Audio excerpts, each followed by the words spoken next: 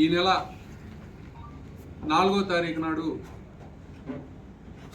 రాష్ట్ర వైఎస్ఆర్ కాంగ్రెస్ పార్టీ అధ్యక్షులు మాజీ ముఖ్యమంత్రి వర్యులు శ్రీ వైఎస్ జగన్మోహన్ రెడ్డి గారి ఆదేశాల మేరకు జూన్ 4వ తారీఖున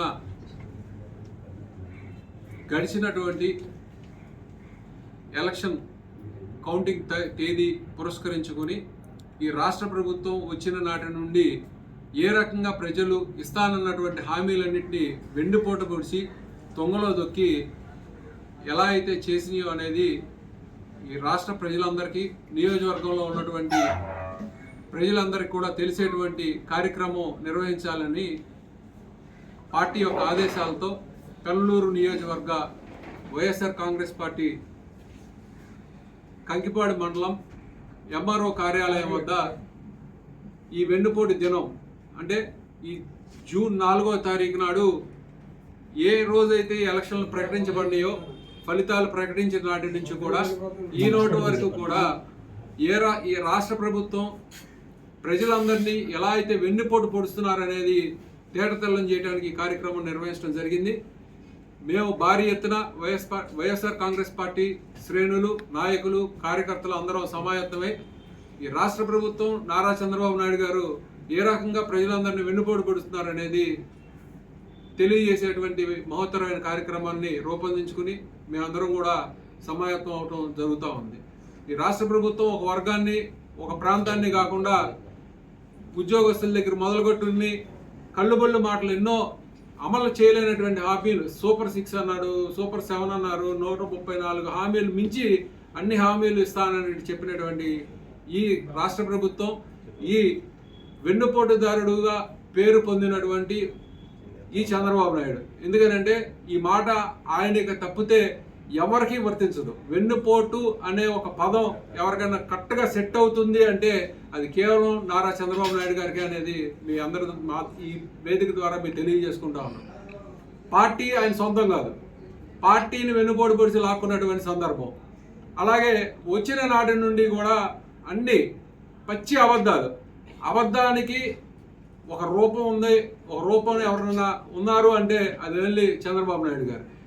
అమలు చేయలేనటువంటి, అమలు కానటువంటివి ఆయనకి తెలుసు, అమలు చేయలేము, అమలు కాలేమని. కేవలం అధికారంలోకి రావడానికే ఆయన పరమావధిగా తీసుకుని ఆయన ప్రజల్ని ఏ రకంగా అన్ని వర్గాల ప్రజల్ని మోసం చేసినటువంటి పరిస్థితిని గమనించాలని మీ ద్వారా తెలియజేసుకుంటా ఉన్నాం.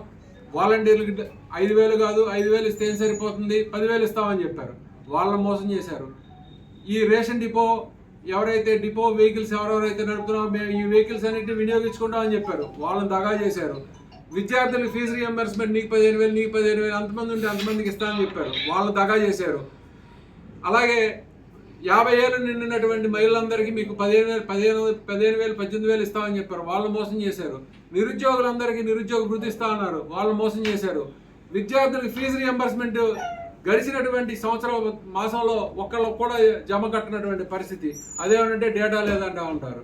డేటా అని 24 గంటలు చెప్పే ఈ విద్యాశాఖ మంత్రి ఆయన శాఖలోనే పట్టులేనటువంటి పరిస్థితి. అలాగే ఏ వర్గాలైనా సరే ఆరోగ్యశ్రీ ఇవాళ అటకెక్కినటువంటి పరిస్థితి.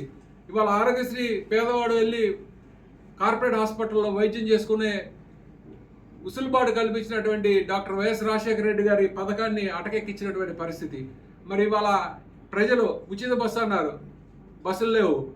ఆయన ఎన్ని హామీలు అయితే ఇచ్చారో ఈ సూపర్ 6లు, సూపర్ 7లు, సూపర్ 8, 134 హామీలు కూడా ఒక్కటంటే ఒక్క హామీ కూడా అమలుపరిచినటువంటి పరిస్థితి. కేవలం ఒకే ఒకటి పెన్షన్ మాత్రం 1000 రూపాయలు పెంచారు. ఈ ఒక్క హామీ తప్పితే మిగతా 134 హామీలు, మిగిలినటువంటి సూపర్ 6 కూడా అమలు చేయకుండా ప్రజల్ని వెన్నుపోటు పొడిచినటువంటి పరిస్థితిని మేమందరం కూడా ఈ ప్రజలకు తెలియజేసేటువంటి ఈ నిరసన కార్యక్రమాన్ని కంకిపాడు మండలంలో అయానా దగ్గర నుంచి మొదలై ఎంఆర్ఓ ఆఫీస్ దగ్గర భారీ ఎత్తున మేమందరం కూడా నిరసన కార్యక్రమం తెలియజేసి ఎంఆర్ఓ గారికి రిప్రజెంటేషన్ ఇచ్చి మా యొక్క నిరసనని, మా యొక్క ఆవేదనని ప్రజల తరఫున తెలియజేసేటువంటి కార్యక్రమం నిర్వహిస్తాం జరుగుతుంది. ఆ దినం నాడు మీ అందరూ కూడా ప్రజలందరూ కూడా సహకరించాలని వేడుకుంటూ సెలవు తీసుకుంటాం.